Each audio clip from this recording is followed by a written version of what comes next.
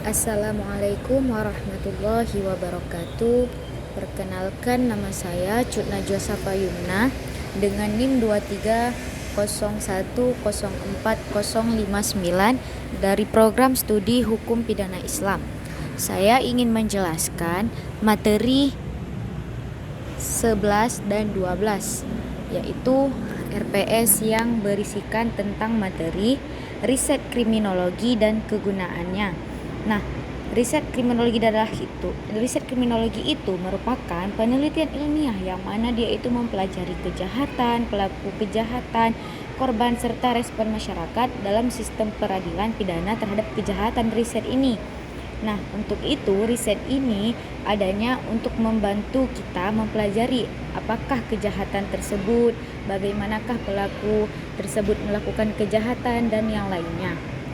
Kemudian ada juga kegunaan riset kriminologi. Nah, di sini saya tampilkan ada 7 kegunaan riset kriminologi. Nah, untuk secara singkatnya saya menjelaskan itu ada beberapa. Yang pertama yaitu untuk memahami penyebab kejahatan.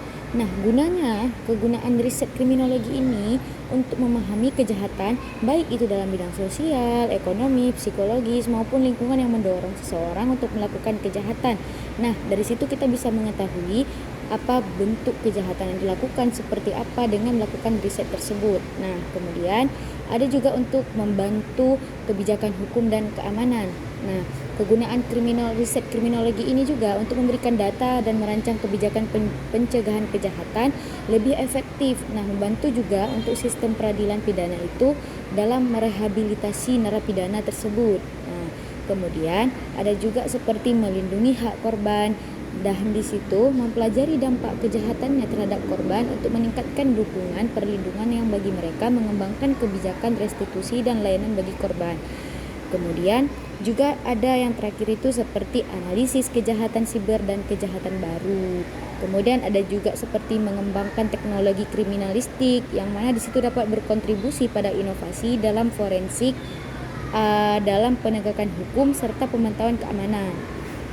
Nah, kemudian materi yang kedua itu ada metode penelitian dalam kriminologi. Nah, metode ini digunakan untuk kita mengetahui apa itu penyebab, pola, dampak kejahatan, serta efektivitasnya dalam peradilan pidana. Kemudian metode penelitian kriminologi ini digunakan secara terdapat pada beberapa metode ya. Yang pertama itu ada metode kualitatif, yang mana metode kualitatif ini kita dapat mengeksplorasi mendalam tentang pengalaman, motivasi serta perspektif pelaku itu melakukan kejahatan tersebut maupun korban dari kejahatan.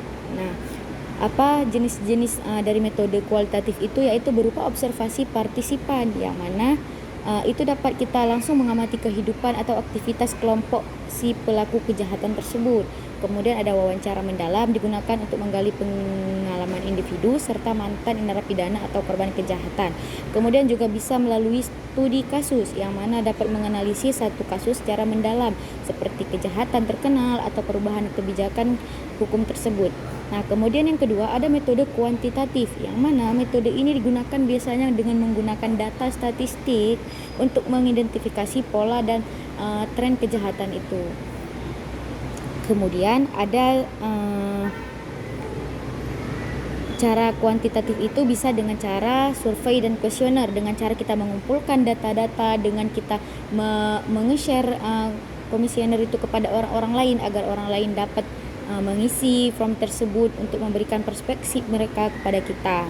Kemudian juga dengan analisis statistik, yang mana data yang digunakan dari kepolisian, pengadilan atau lembaga lain itu dapat kita kumpulkan seperti itu. Kemudian juga eksperimen dan kuasi, itu juga dapat menguji efek intervensi tertentu terhadap perilaku kriminal, misalnya efektivitas program rehabilitas narapidana. Nah, kemudian yang ketiga itu ada metode campuran, yang mana ini dapat mengombinasikan pendekatan kualitatif dan kuantitatif untuk mendapatkan pemahaman yang lebih komprehensif, yang mana contohnya itu penelitian tentang efek hukuman dapat mencakup analisis statistik, tingkat residivisme, serta wawancara dengan mantan narapidana. Nah, kemudian yang keempat itu ada juga metode kriminalistik dan forensik. Nah, digunakan untuk menyelidiki kejahatan dari sudut ilmiah, misalnya analisis DNA dan bukti fisik maupun mengidentifikasi pelaku. Kemudian juga ada criminal profiling untuk memahami pola perilaku pelaku kejahatan. Nah, yang terakhir materi saya itu ada statistik kriminal, yang mana statistik kriminal ini itu merujuk pada data yang mencatat jumlah, jenis, ataupun tingkat kejahatan dalam suatu wilayah atau periode tertentu.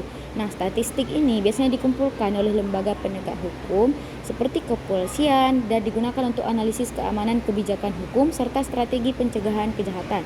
Nah, di sini saya mencantumkan beberapa kategori utama dalam statistik kriminal. Nah, yang pertama itu ada kejahatan terhadap individu seperti pembunuhan, penganiayaan, pelecehan, dan penculikan. Kemudian yang kedua ada kejahatan terhadap properti seperti pencurian, perampokan, perusakan, dan penipuan. Nah, yang ketiga juga ada kejahatan narkotika. Dia itu seperti penyalahgunaan, produksi, dan perdagangan narkoba. Kemudian ada juga kejahatan seksual seperti pemerkosaan, pelecehan, dan eksploitasi anak. Kemudian yang terakhir juga ada kejahatan terorganisir seperti mafia, perdagangan manusia, dan korupsi.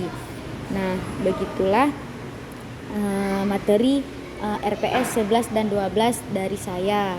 Lebih dan kurang saya mohon meminta maaf. Saya akhiri dengan wabillahi taufik wal hidayah. Wassalamualaikum warahmatullahi wabarakatuh.